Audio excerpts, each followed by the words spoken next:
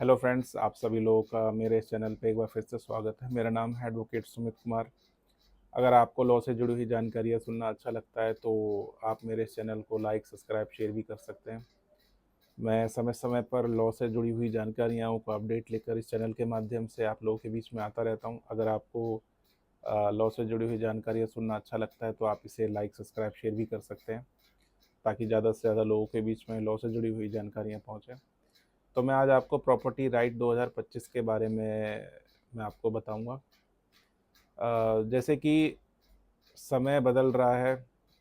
पहले जहां बच्चे माँ बाप की संपत्ति में अपना जन्म सिद्ध अधिकार समझते थे, अब वैसा नहीं रहेगा। ऑनरेबल सुप्रीम कोर्ट ने हाल ही में एक ऐतिहासिक फैसला सुनाया है, जिसमें न सिर्फ माता पिता को शांति दी है बल्कि समाज को भी एक बड़ा संदेश दिया है। संपत्ति अब सेवा से मिलेगी, सिर्फ खून के रिश्तों से नहीं।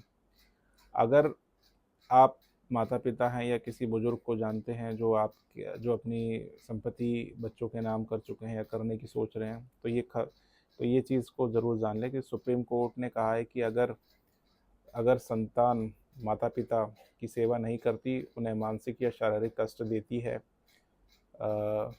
या फिर उन्हें घर से निकालने की कोशिश करती है, तो उसमें बच्चे को माता पिता की संपत्ति पे कोई अधिकार नहीं मिल रहेगा।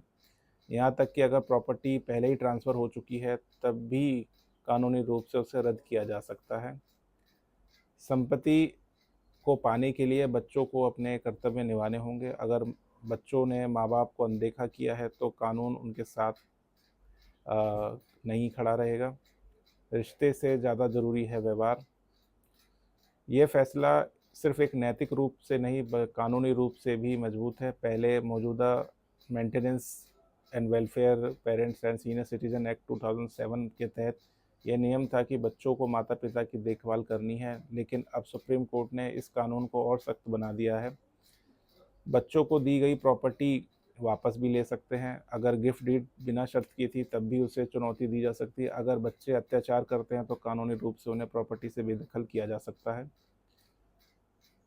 बहुत से लोग मानते हैं कि अगर एक बार प्रॉपर्टी ट्रांसफ़र हो गई तो फिर कुछ नहीं हो सकता, लेकिन अब ये सोच भी बदलनी पड़ेगी। नया फैसला कहता है कि अगर बच्चे अपने माँ बाप से बुरा व्यवहार करते हैं तो पहले ट्रांसफ़र की गई प्रॉपर्टी भी वापस ली जा सकती है।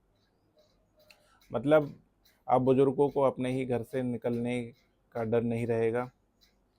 अगर आप माता पिता हैं, बच्चों की अपनी संपत्ति देना चाहते हैं तो इन बातों का ख्याल खा सके बिना शर्त प्रॉपर्टी के दें। गिफ्ट डीड या वसीयत बनाते समय सेवा देखभाल जैसी शर्तों को शामिल करें। पावर अटॉर्नी देने से पहले वकील से सलाह लें। बच्चों से व्यवहार जो है वो लगातार नज़र में रखें। अगर उपेक्षा महसूस हो तो कानूनी मदद लें। भारत में लाखों बुजुर्ग ऐसे हैं जो अपने बच्चों पर भरोसा कर संपत्ति उनके नाम कर देते हैं, लेकिन बाद में वही संतान उन्हें अपेक्षित कर देती है। यह नया फैसला उन बुजुर्गों के लिए उम्मीद की एक नई किरण है। अब ये आत्मनिर्भर बन सकते हैं। बच्चों की लापरवाही सहने की ज़रूरत नहीं है। हर बुजुर्ग को अब समाज कानून के साथ मिलेगा। समाज में एक बदलाव की एक उम्मीद मिलेगी। सुप्रीम कोर्ट का यह फैसला भी सिर्फ एक कानूनी आदेश नहीं बल्कि एक समाज सुधारक भी है। इसमें बुजुर्गों को आत्मविश्वास, सुरक्षा दी है और बच्चों को ये भी सिखाया है कि जन्म का रिश्ता अगर जिम्मेदारी से ना निभाया जाए तो सिर्फ नाम रह जाता है। अब हर माता पिता को यह जानने और समझने का अधिकार है कि उनकी संपत्ति पर अधिकार उन्हीं बच्चों को मिलेगा जो उनका साथ निभाएंगे।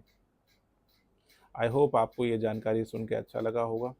ये हाल ही में सुप्रीम कोर्ट की एक जजमेंट में ये था। तो आप हो सके तो ऐसी जानकारियों को सुनने के लिए मेरे चैनल पर जुड़े रहें। लाइक करें, सब्सक्राइब करें, शेयर करें, ताकि मैं आपके बीच में ऐसी वीडियोस को लाता रहूं और आपको लॉ से जुड़ी हुई जानकारियों को अपडेट देता रहूं। Thank you so much guys.